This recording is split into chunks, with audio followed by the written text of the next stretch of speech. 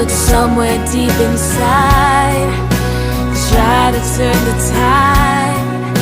and find the strength to take that